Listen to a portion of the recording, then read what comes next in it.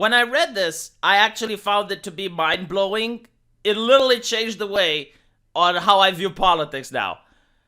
Because I have encountered this so many times in my life, I didn't know it's actually a thing. So this anonymous person, this Anon, is saying that I did IQ research as a grad student, and it involved a lot of this stuff. Did you know that most people with less than 90 IQ can't understand conditional hypotheticals? For example, how would you have felt yesterday evening if you haven't eaten breakfast or lunch? And they respond with, what do you mean? I did eat breakfast and lunch. Yes, but if you had not, how would you have felt? Why are you saying that I didn't eat breakfast? I just told you that I did. I don't understand the question. So, I don't know if this is scientific or not, because it's an anonymous person on the internet, okay? He can be making it up. But I noticed, especially on Twitter, and in some cases in real life, a lot of people that you ask them this conditional hypothetical, and I genuinely thought that they were trolling me. Like, I genuinely thought that they were trying to avoid the subject of the conversation. But it may very well be that they legitimately did not understand my question. Like, for example, in the case of censorship, you'd ask a person that supports censorship, and you tell them, my favorite YouTuber got banned today for an edgy joke. He had around 2 million subscribers. How would you like it if your favorite YouTuber got banned? And they would respond, well, the people that I watch don't make edgy jokes so they don't get banned. And I'm like, okay, but what if they would get banned? How would you feel like? Yeah, but my people don't get banned. It's like, okay, I get it. But like in the future, what if they would get banned? What if the algorithm would accidentally ban them? No, my people don't get banned. And I'm thinking like, okay, so this guy is trolling, right? I mean, there is absolutely no way that he doesn't understand the question. But it may very well be that they genuinely don't understand the question and aren't just trolling. And the thing is, if you can't understand conditional hypotheticals, that it's very easy for people to take advantage of you, or for you to think that in politics, for example, the people who aren't supporting you explicitly must be evil. Because you don't understand their reasoning. Like, you can't really fathom why they are doing what they are doing. So, for example, in Romania, there was a politician which decided to lower the wages of people by 25% in order to avoid Romania getting into bankruptcy. And people thought he's evil. But they didn't understand. It's like, dude, if he doesn't do that, what do you think would happen?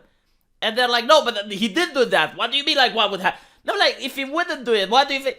Right? So they just can't think about different possibilities and consequences. And it's kind of frustrating when you have a conversation online because, again, I thought that they're trolling. And maybe some people are trolling, but it's so difficult to tell now. And there's another group of people, by the way, which vex me even more because this way of thinking is actually harmful and it can harm you if you have this way of thinking. And I don't know if there's a scientific name for it. I'm pretty sure that it is.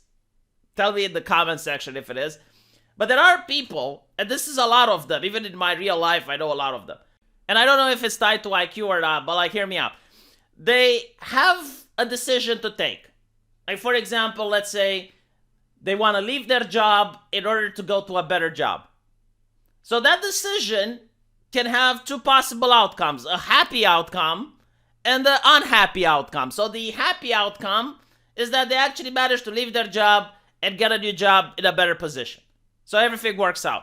The bad outcome is that they leave their job, they don't get hired, so now they're unemployed. Now, when I talk with those people and I ask them, it's like, okay, but what happens if you get unemployed and you don't get a job?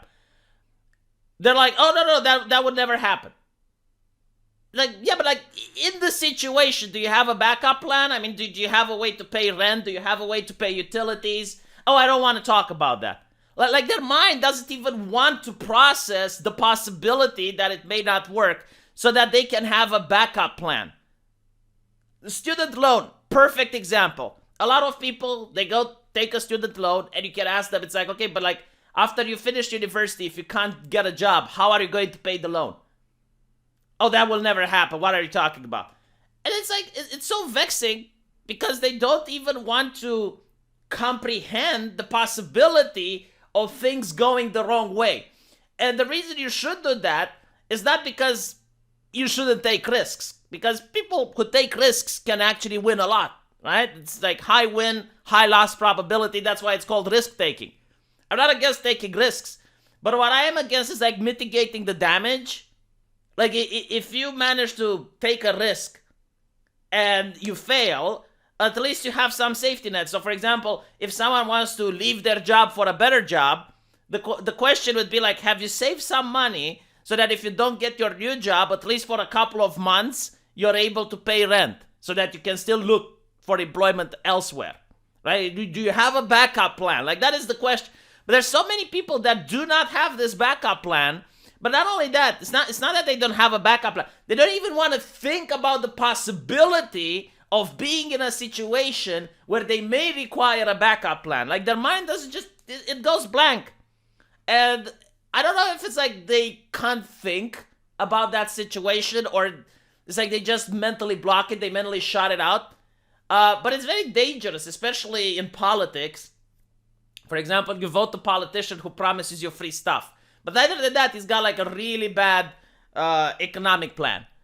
And people vote for him. And it's like, okay, but what if when he gets elected, he doesn't give you the free stuff? They don't want to think about it. They just like, shut down, like mental block. And I'm like, dude.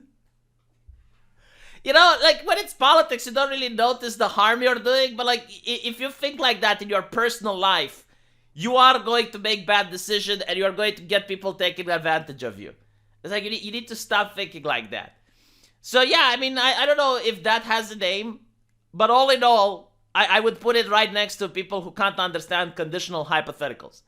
Because like if you don't have these essential tools, it's going to be very difficult to navigate through society. And you're also going to make a lot of bad decisions and you're going to suffer the consequences. So I don't know. I mean, I genuinely don't know if this is a scientific thing or not. Maybe it just so happens that I've been trolled by many people when having conversations with them and they just like want to divert from this topic or they just don't want to engage with the subject, so they tell me they don't understand the question. But it is something that I notice happening quite often, so maybe there is some truth to it. But let me know what you guys think in the comment section. And if you like this video, please share it around. And if you want to support this channel, you can give this video a thumbs up. Or there's an e-begging link into the pinned comment. And if you click it, you can get some really good buyer's remorse, which you cannot get anywhere else.